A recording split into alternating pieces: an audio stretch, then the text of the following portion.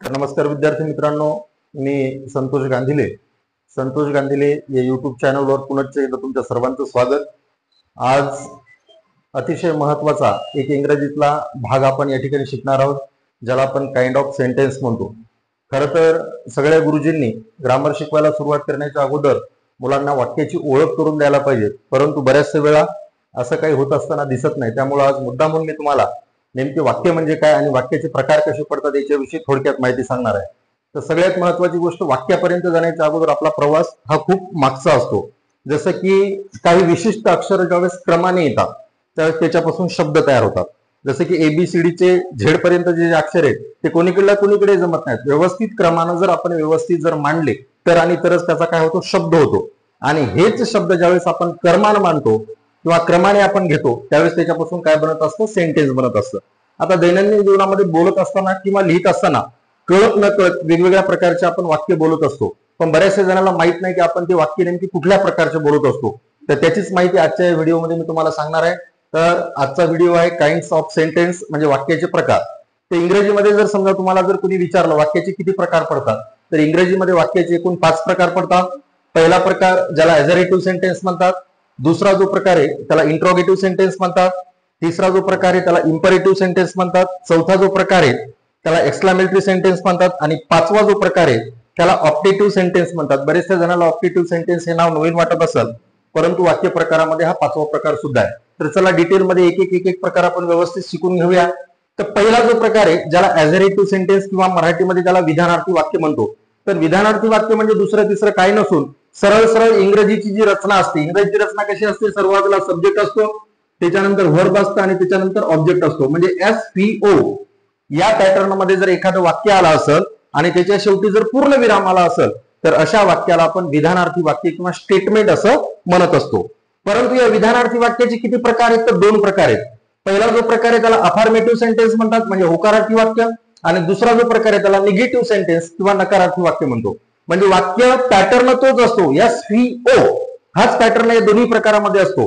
परंतु SVO या pattern मध्ये जर एखादं वाक्य होकारार्थी असेल तर त्याला काय म्हणायचं, अफर्मेटिव्ह सेंटेन्स म्हणायचं। For example, Ram is a boy, Ram मुलगा आहे, चांगली गोष्ट आहे, सगळीकडे राम मुलगाच असतो, मुलगी कुठे असते का, नाही।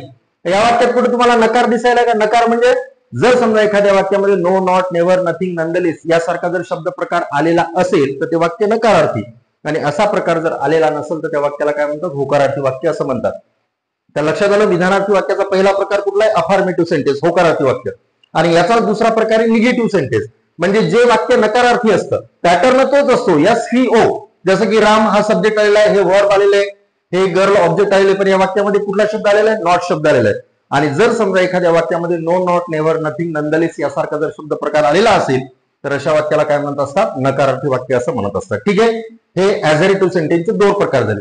त्याच्यानंतर दुसरा जो वाक्याचा प्रकार आहे त्याला इंट्रोगेटिव्ह सेंटेन्स म्हणतात। इंट्रोगेटिव्ह सेंटेन्स म्हणजे प्रश्नार्थक वाक्य।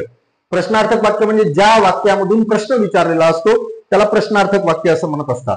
तर याही प्रश्नार्थक वाक्याचे 2 प्रकार पडतात। त्यातला पहिला जो प्रकार आहे त्याला व्हर्बल क्वेश्चन किंवा येस नो टाइप क्वेश्चन म्हणतात। आता व्हर्बल क्वेश्चन म्हणजे नेमका काय, जसं की for example, do you like tea, तुम्हाला चहा आवडतो का, हो ना, कोणी मेलं तरी चालेल पण आम्हाला चहा मात्र लागतोच, कारण तो विषय जेवढा हार्ड आहे, आपल्या आवडीचा विषय।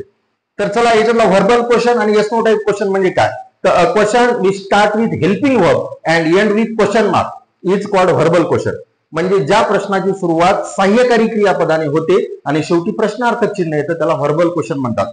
यालाच आता येस नो टाइप क्वेश्चन का म्हणतात, कारण की या प्रश्नाचं उत्तर एक तर हो द्यायचं असते किंवा नाही द्यायचं असते, म्हणजे एक तर यस द्यायचं असते किंवा नो द्यायचं असते। For example, do you like tea, तुम्हाला चहा आवडतो का, आवडत असेल तर यस म्हणा, नसेल आवडत तो नो म्हणा। बाकीचे नाटकं सांगू नका, शुगर हे ते बाकीचं मग तुमचं तुम्ही पाहून घ्या। फक्त तुम्हाला विचारलंय ना, डू यू लाईक टी, आवडत असेल तर यस, नसेल आवडत तर नो, म्हणूनच त्याला आपण काय म्हणतो, यस नो टाइप क्वेश्चन असं म्हणतात।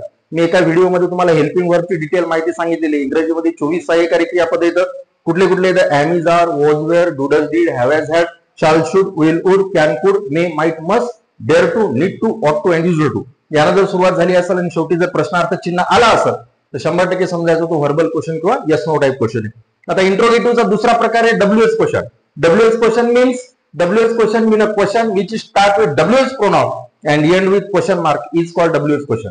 म्हणजे ज्या प्रश्नाची सुरुवात WH सर्वनामाने होते आणि शेवटी प्रश्नार्थक चिन्ह येते त्याला WH क्वेश्चन असं म्हणतात. उदाहरणार्थ what, why, when, how, how many, how much यानं सुरुवात झाली असेल आणि शेवटी जर प्रश्नार्थक चिन्ह आला असेल तर त्याला काय म्हणायचं, WH क्वेश्चन म्हणायचं. याचं उत्तर पूर्ण वाक्यामध्ये लिहायचं असतं. त्याच्यामुळे याला दुसरं काही नाव नाहीये. ठीक आहे. तिसरा जो प्रकार आहे त्याला इम्परेटिव्ह सेंटेन्स म्हणतात. इम्परेटिव्ह सेंटेन्स म्हणजे आज्ञार्थी वाक्य. याची साधी सिंपल व्याख्या अशी सांगता येईल तुम्हाला, a sentence which start with main verb and end with full stop is called imperative sentence. म्हणजे ज्या वाक्याची सुरुवात मुख्य क्रियापदाने होते. मुख्य क्रियापद कशाला म्हणतात, खाणे, पिणे, बसणे, उठणे, नेणे नावाचे जे प्रकार असतात ते सगळे क्रियापद असतात. त्यानं जर वाक्याची सुरुवात झाली असेल आणि शेवटी जर पूर्णविराम आला असेल तर समजायचं की 100% दिलेलं वाक्य आज्ञार्थी वाक्य किंवा इंग्लिशमध्ये त्याला आपण इम्परेटिव्ह सेंटेन्स म्हणतो. For example open the door. Open the door म्हणजे दरवाजा उघड. दरवाजा उघड काय केलेली याच्यात आज्ञा दिलेली आहे. आणि कधी लक्षात ठेवा इथं सब्जेक्ट नसतो. सब्जेक्ट नसतो म्हणजे मुळीच नसतो का, 100% असतो, पण तो अज्ञात असतो किंवा लुप्त असतो. कशामुळे असतो, कारण की या वाक्यामध्ये जी आज्ञा दिली जाते ती नेहमी समोरच्याला दिली जाते आणि समोरच्याला आज्ञा दिली जाते म्हणजे समोरचा सेकंड पर्सन असतो आणि त्याच्यासाठी यू हे सर्वनाम असते. म्हणजे फॉर एक्झाम्पल वाक्य असं असते, यू ओपन द डोअर, पण प्रत्येक वेळेस आज्ञा समोरच्यालाच दिलेली असल्यामुळं इथं काही त्याचा वापर आपण करत नाही, परंतु सरळ सरळ डायरेक्ट सुरुवात कशाने करतो, मुख्य क्रियापदाने करतो आणि शेवटी पूर्ण विराम जर आला तर समजून जायचं की दिलेलं वाक्य इम्परेटिव्ह सेंटेन्स आहे. त्याच्यानंतर एक्सक्लामेटरी सेंटेन्स. एक्सक्लामेटरी सेंटेन्स म्हणजे उद्गारवाचक वाक्य. उद्गारवाचक वाक्य म्हणजे काय, आपल्याला खूप आनंद झाला असेल, हर्ष झाला असेल, दुःख झालं असेल तर आपल्या हृदयातून काहीतरी शब्द बाहेर येत असतात आणि हे जे शब्द असतात किंवा हे जे वाक्य असतात त्यालाच इंग्लिशमध्ये एक्सक्लामेटरी सेंटेन्स किंवा मराठीमध्ये त्याला आपण उद्गारवाचक वाक्य म्हणतो. For example how beautiful she is. ती किती सुंदर आहे, ती किती सुंदर आहे. म्हणजे तिच्याविषयी काय केलेले चांगले उद्गार त्या ठिकाणी काढले. आता याची डेफिनेशन कशी करता येईल, a sentence which start with what or how and end with exclamation mark is called exclamatory sentence. म्हणजे ज्या वाक्याची सुरुवात एक तर हाऊ न झालेली असेल किंवा व्हाट न झालेली असेल आणि शेवटी मात्र उद्गारवाचक चिन्ह आला असेल. नाहीतर काही काही मुलं काय करतात, हाऊ आणि व्हाट दिसलं की लगेच इंट्रोगेटिव्ह सेंटेन्स म्हणून जातात. शेवटपर्यंत जायचं शिका जर असं कोणी कुठे शॉर्टकट हल्ल्याचे धंदे बंद करायचे तर हाऊ किंवा व्हाटनं सुरुवात झाली असेल आणि शेवटी उद्गारवाचक वाक्य जर आला असेल तर त्याला काय म्हणतात, एक्सक्लामेटरी सेंटेन्स असं म्हणतात. आणि शेवटचा जो प्रकार आहे ज्याला ऑप्टेटिव्ह सेंटेन्स किंवा इच्छादर्शक वाक्य. आता या वाक्यामध्ये तुम्हाला लक्षात आलं असं, जर समजा आपण एखादी मनातल्या मनात जर इच्छा व्यक्त करण्यासाठी एखादं वाक्य म्हटलेलं असेल किंवा बोललेलं असेल तर त्याला ऑप्टेटिव्ह सेंटेन्स किंवा इच्छादर्शक वाक्य असे म्हणतात. उदाहरणार्थ इफ आय वेअर विंग्स.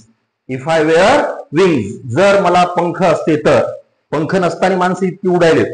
जर समजा पंख असते आणि काय दिवे लावले असते तर तुम्हालाच माहिती आहे, बरोबर आहे. किंवा if I were a prime minister of India. साहेबच सध्या काय करायला माहिती, तुम्ही काय दिवे लावले असते ही सगळ्यांना माहिती आहे. म्हणजे थोडक्यामध्ये जर सांगायचं जर झालं, आपल्या मनामध्ये एखादी इच्छा जर असेल आणि ती जर इच्छा व्यक्त करण्यासाठी जर आपण एखादं वाक्य म्हटलं असेल तर त्याला इंग्लिशमध्ये ऑप्टेटिव्ह किंवा मराठीमध्ये इच्छादर्शक वाक्य असं म्हणत असतात. जसं की if I were a prime minister of India, if I were if I had wings then I would go to Ellora caves wings वगैरे वगैरे अशा पद्धतीचे वाक्य आपण त्या ठिकाणी म्हणू शकतो.